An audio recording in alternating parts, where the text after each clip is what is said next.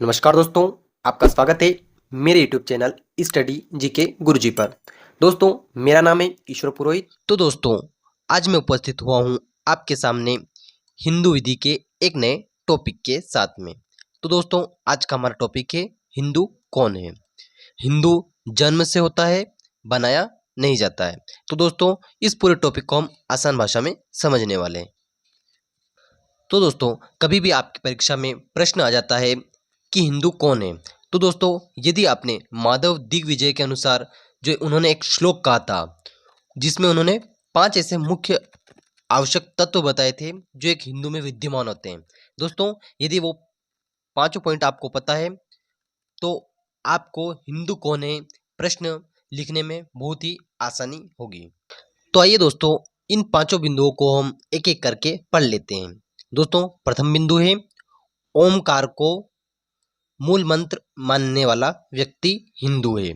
दूसरा बिंदु है गाय पर भक्ति रखने वाला व्यक्ति हिंदू है।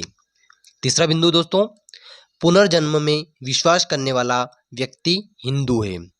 चौथा बिंदु दोस्तों, भारत में जिसकी उत्पत्ति हुई हो वो हिंदू है। पांचवा एवं अंतिम बिंदु, जो हिंसा को निंदनीय मानता हो वह हिंदू है। आइए इन पांचों तत्वों को हम थोड़ा डिटेल से समझ लेते हैं। तो दोस्तों, इस प्रकार देखा जाए तो ओमकार को मूल मंत्र मानने वाले व्यक्तियों में सनातनी हिंदू, बौद्ध, जैन, सिख एवं आर्य समाज के जो व्यक्ति है वे भी आते हैं। क्योंकि दोस्तों, सनातनी जो हिंदू है वह तो ओमकार को मानते ही हैं और अपने प्रत्येक मंत्र के साथ में ओंकार को जोड़ते ही हैं। इस प्रकार दोस्तों, हिंदू जो है वो ओंकार को पवित्र प्रधान मंत्र मानते हैं।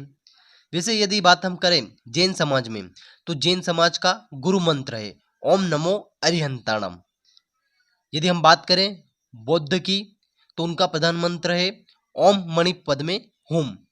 इसी प्रकार यदि हम सिख संप्रदाय की बात करें तो उनके धर्म ग्रंथ में एक ओमकार सदगुरु प्रसाद इस प्रकार का मंगलाचरण है।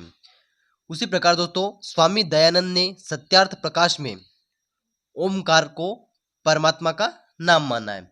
तो इस प्रकार दोस्तों, सनातनी, जैन, बौद्ध, सिख एवं आर्य समाजी सभी ओमकार को मूल मंत्र मानते हैं। वहीं पर दोस्तों, दूसरा बिंदु है गाय पर भक्ति रखने वाला व्यक्ति। तो दोस्तों, जो 4 संप्रदाय मैंने बताए जैन, बौद्ध, सिख, हिंदू, आर्य समाज के व्यक्ति, ये सभी गाय पर भक्ति रखते हैं।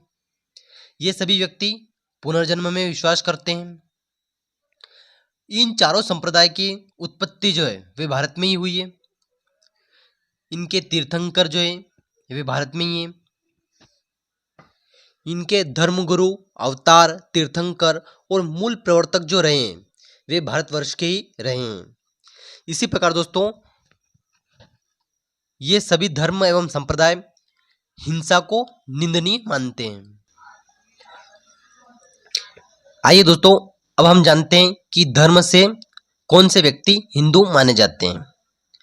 प्रथम बिंदु है जिसने हिंदू माता के यहाँ जन्म लिया हो, जिनमें वीर शैव संप्रदाय के व्यक्ति आते हैं, लिंगायत संप्रदाय के व्यक्ति आते हैं, ब्रह्म, प्रार्थना तथा आर्य समाज के व्यक्ति आते हैं। तो ये हिंदू माने जाएंगे।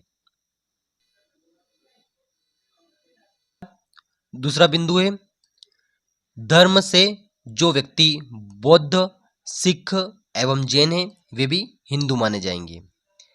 तृतीय बिंदु है कोई अन्य व्यक्ति जो धर्म से मुस्लिम नहीं है, धर्म से ईसाई नहीं है, धर्म से यहूदी नहीं है एवं धर्म से पारसी नहीं है। तो दोस्तों, यदि वे मुस्लिम नहीं है, ईसाई नहीं है, यहूदी नहीं है एवं पारसी नहीं है तो वह भी हिंदू माना जाएगा।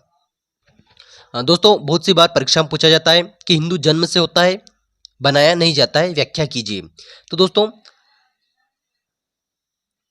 पूर्व में हिंदू विधि में ऐसा माना जाता था कि जो हिंदू है वह जन्म से ही होता है।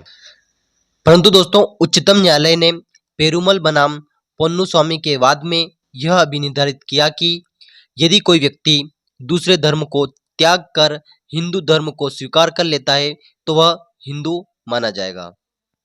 इसी प्रकार दोस्तों अब्राहम बनाम अब्राहम के वाद में प्रीवी काउंसिल ने कहा कि हिंदू शब्द जन्म से हिंदू जैसे उत्पन्न हुए व्यक्ति के लिए भी है और उन लोगों को भी इसमें शामिल किया जाता है जो हिंदू धर्म में परिवर्तित हो गए हैं।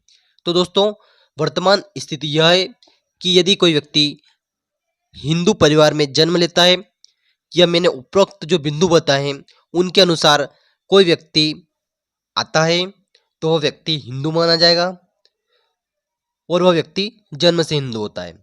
परंतु दोस्तों यदि किसी व्यक्ति ने अपना स्वधर्म को त्याग कर हिंदू धर्म अपना लिया है या वह हिंदू धर्म में परिवर्तित हो गया है तो वह भी हिंदू माना जाएगा। परंतु यदि दोस्तों किसी हिंदू व्यक्ति के द्वारा अपने धर्म को त्याग कर दूसरा धर्म अपना लिया जाता है एवं कुछ समय बाद वह धर्म त्याग कर पुनः हिंदू धर्म अपनाया जाता है तो उसे उसी जाति एवं प्रथा में आने के लिए अपनी जाति एवं प्रथा के द्वारा स्वीकार किया जाना अनिवार्य होता है। इस प्रकार दोस्तों हमने दोनों प्रश्नों के उत्तर आसानी से इस टॉपिक में कवर कर लिए हैं। तो आशा करता हूं दोस्तों आपको आज का टॉपिक अच्छे से समझ में आ गया होगा। यदि दोस्तों अभी भी आपको कुछ डाउट है या कुछ सुझाव है तो आप कमेंट में बता सकते हैं। दोस्तों यदि वीडियो अच्छा लगा हो तो वीडियो को लाइक करें, कमेंट करें और वीडियो को अधिक से अधिक शेयर करें। ऐसे ही वीडियो देखने के लिए मेरे चैनल को सब्सक्राइब करें और बेल आइकन प्रेस करें जिससे नई वीडियो आप तक पहुंचते रहें। धन्यवाद दोस्तों, मिलते हैं नई वीडियो में, तब तक जय हिंद जय भारत, टेक केयर।